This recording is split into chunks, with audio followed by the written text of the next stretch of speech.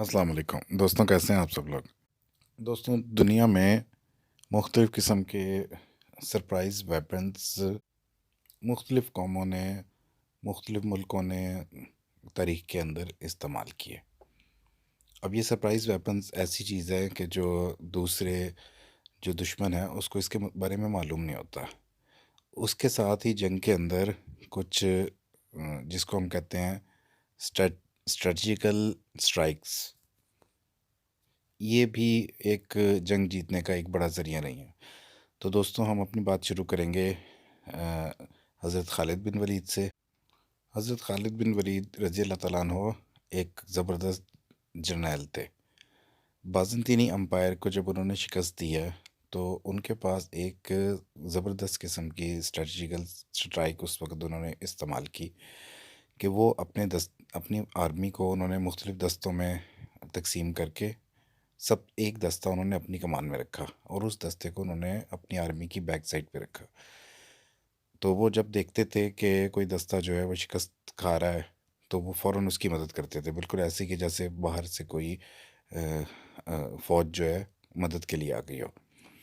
तो इस तरीके के ज़रिए से उन्होंने 40,000 की फ़ौज के साथ 1.5 लाख की बाज़ंतीनी एम्पायर की फ़ौज को शिकस्त दे डाली थी। इसी तरह उसके बाद चंगेज़ ख़ान की एक ज़बरदस्त स्ट्रेटजिकल स्ट्राइक थी कि वो अपनी फ़ौज को दुश्मन के सामने थोड़ा-सा लेकर जाता था, थोड़ी-सी फ़ौज लेके जाता था और उसके बाद फिर जैसे ही उसकी फ़ौज के ऊपर हमला होता था, तो वो सब लोग भाग जाते थे। लेकिन जिस जगह वो भागते थे, तो उस वक़्त साइडों पर एक बड़ी फ़ौज इंतज़ार कर रही होती थी और वो फिर टूट पड़ती थी और इस तरह से चंगेज़ ख़ान दुश्मन को हरा देता था।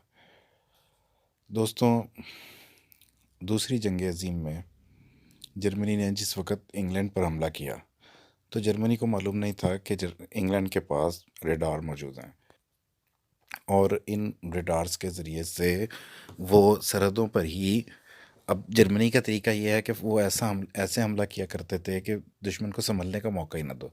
लेकिन इंग्लैंड इसलिए बच गया क्योंकि उनके पास रडार था और वो सरहदों पे उनको मालूम हो जाता था कि उनके तैयारे आ गए हैं, तो वो अपनी एयरफोर्स को इत्तला कर दिया करते थे।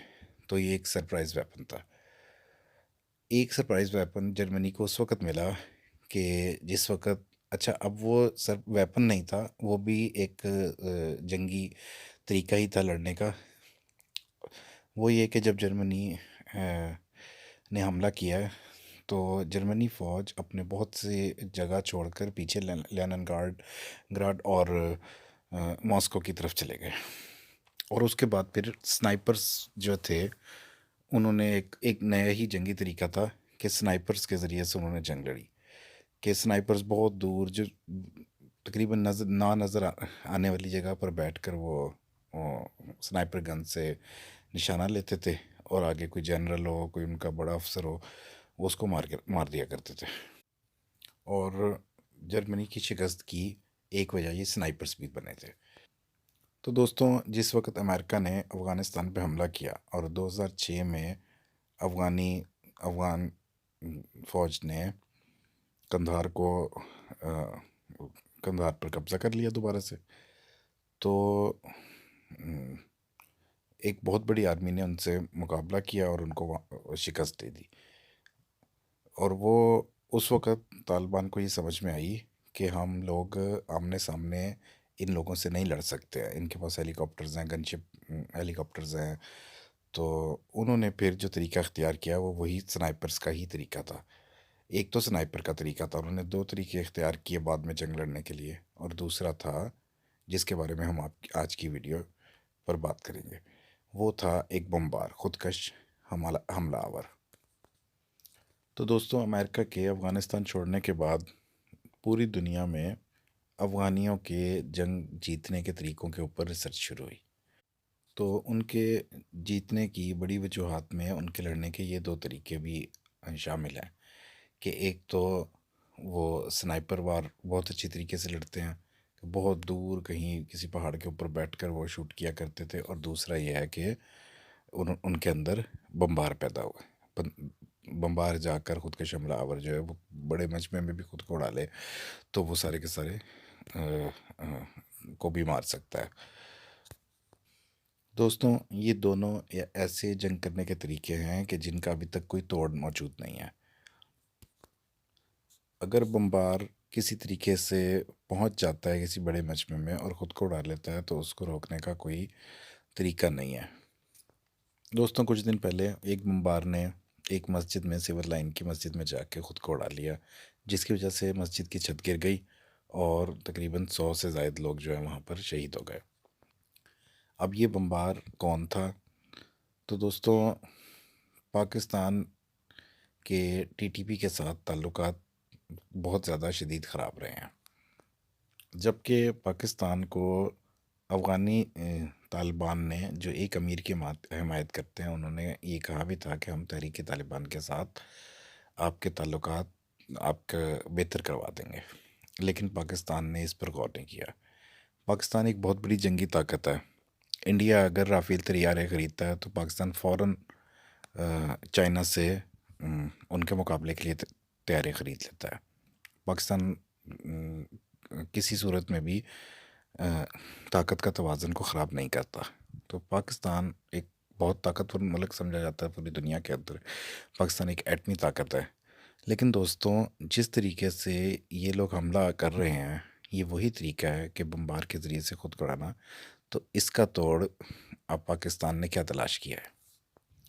तो दोस्तों, अगर तारीख़ देखी जाए तो पाकिस्तान की तारीख़ थोड़ी सी अफसोसनाक रही है। मस जामिया हफ्ज़ा में पाकिस्तान जो कुछ कर चुका है, तो पाकिस्तान ने ये दुश्मन अपने लिए ख़ुद पैदा किए हैं। तहरीक तालिबान के साथ मुआहदा चल रहा था, अमन बातचीत चल रही थी, लेकिन पाकिस्तान की डेडलाइन ख़त्म हो गई। पाकिस्तान इंडिया को कुछ नहीं समझता, क्योंकि पाकिस्तान के पास इंडिया से लड़ने की ताकत मौजूद है। पाकिस्तान दूसरे दुश्मनों से भी लड़ सकता है, जैसे कि वज़ीरिस्तान में पाकिस्तान ने एक तरह से जंग जीती है, अपने नक्शे को बढ़ाया है। लेकिन ये दुश्मन जिससे इस वक्त पाकिस्तान का मुकाबला है, ये छुप के वार करने वाला दुश्मन है। तो आखिर पाकिस्तान इनसे मुकाबला कैसे करेगा? तो क्या पाकिस्तान को कोई बेहतर हल नहीं सोचना चाहिए इसके बारे में?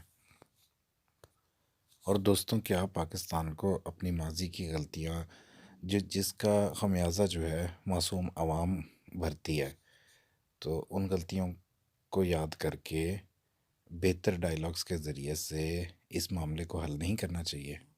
या फिर ताकत के नशे में बस ये सोचते रहे कि हम एक एक टीटीपी या किसी और जिहादी तंजीम के शख्स को उठा के बंद कर देंगे, या फिर एक एक करके हर एक को ख़त्म कर डालेंगे?